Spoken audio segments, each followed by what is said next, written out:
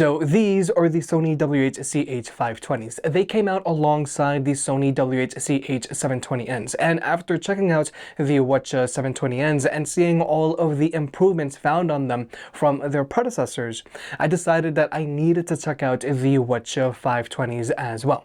And just like the WH-720Ns, I was not disappointed because the WH-520s also have some very important improvements from its predecessors. Regarding pricing, the WH-520s have a retail price of $60, pretty standard for a pair of entry-level on-ear headphones. But for comparison's sake, the WH-720Ns have a retail price of $150. So obviously, these two headphones are in two completely different leagues.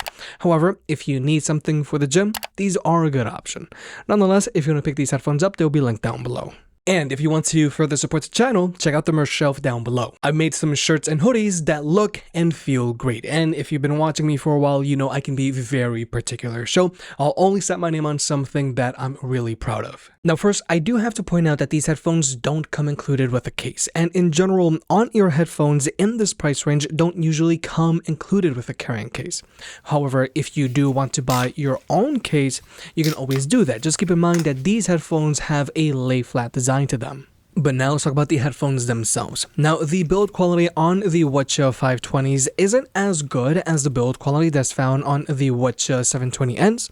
The leatherette just doesn't feel as good, and the headband isn't made out of stainless steel, but the plastics are the same. But more importantly, the build quality on the WH-520s is much better from its predecessors.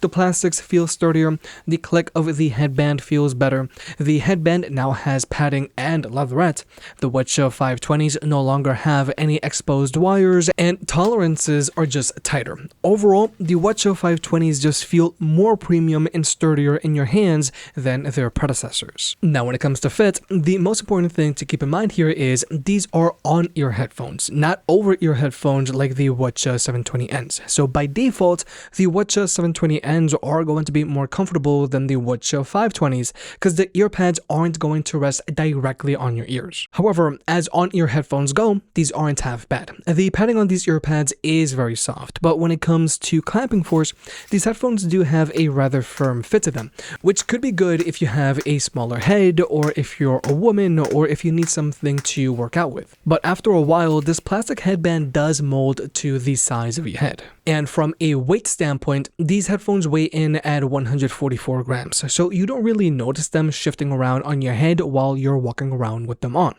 So overall, as on-ear headphones go, the WH-520s are fairly comfortable.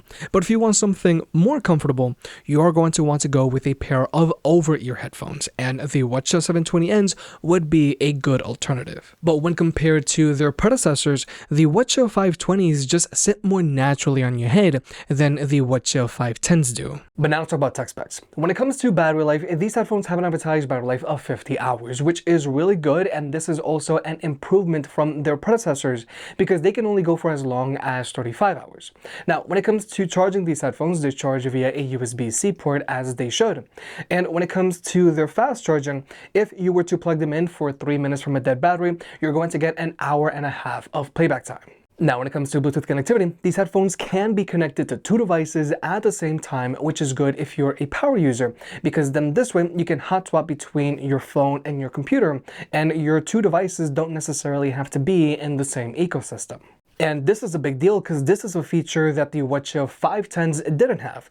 The only thing to keep in mind is if you want to use multi-point connectivity, you are going to have to go into their app and turn this feature on. Personally, I feel this feature should just be turned on by default, but it's just not. But when it comes to overall performance, these headphones have zero latency across the board when watching movies or videos on your phone, whether you're using an iPhone or an Android device. And when it comes to audio codecs, these headphones have support for SBC and AAC, which is a very standard stack. But I also want to confirm that these headphones do not have LDAC. Now, their app does make reference to LDAC when you try to turn on their multi-point connectivity, but I double confirmed these headphones do not have LDAC. I just think it's a glitch in their app. But also, it's very important to keep in mind that you can only use these headphones wirelessly. Unfortunately, they do not have an audio jack, and you also can't use their USB-C port as a wired connection. So I just feel that this is something that you should definitely keep in mind, especially if you're a frequent flyer. But now let's talk about actually listening to music with these headphones. Now, the WH-CH520s have 38mm drivers just like with the WH-CH720Ns. And just like the WH-CH720Ns, the WH-CH520s also connect to Sony's headphones app. So you can customize their EQ. And this is a big deal because the WH-CH510s didn't connect to Sony's app. And from a sound quality standpoint, I honestly can't complain about how these headphones sound. Now, the WH-CH520s sound like your typical pair of Sony headphones, as in they sound good enough to get the job done. But they don't have the best instrument separation because they can sound a little narrow and the instrumentals can get lost a little bit. So these headphones are mostly bass and vocals. But besides that, they still sound and perform good. And they also have a decent amount of physicality on their bass. However, I did notice that the bass on the WH-720Ns did hit a little harder, even though these are also using 30mm drivers. Now, definitely, these headphones don't have enough bass to satisfy a bass head, but if you're a casual listener, this should be able to deliver. Now, when it comes to the meter controls, these headphones are using physical buttons, just like with the WH-720Ns. Now, these buttons are easy enough to use and they have a good click to them, but they can be a little hard to tell apart. But now, just so that there isn't any confusion here, these headphones don't have any active noise cancellation and they also don't have an ambient mode. So alongside the more comfortable fit found on the WH-720Ns and the punchier bass, another reason why you might want to go with the WH-720Ns is because of the active noise cancellation and ambient mode. But finally, here's the microphone test. Now, I feel the microphone on the WH-510s isn't the greatest. However, the microphone on the WH-520s does sound better. My voice doesn't sound as robotic and it doesn't sound as far away. But I do think that with the WH-720Ns, I do think that this microphone does sound a little better. Now, when it comes to blocking out noise pollution, the WH-720Ns aren't doing the best job of blocking out this road noise, but they are doing something. And the WH-520s are also trying to reduce this road noise. Whereas with the WH-510s, they are trying to block out this road noise, but with some rather poor results. Now, when it comes to blocking out chatter, these are doing an okay job.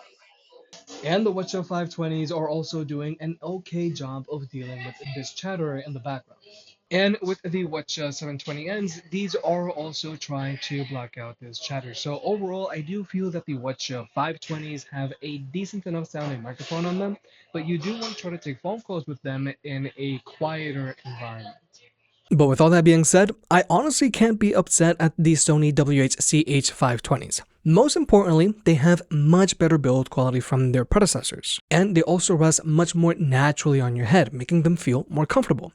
They sound good enough to get the job done, and they have a very good battery life. If you're looking for an affordable pair of on-ear headphones, you can't go wrong with the WH-CH520s. However, if for some reason you're trying to choose between the WH-CH520s and the WH-CH720Ns, then the WH-720Ns are definitely worth the upgrade. They are much more comfortable because these are over-ear headphones. They have more kick in their bass, plus they also have active noise cancellation and an ambient mode.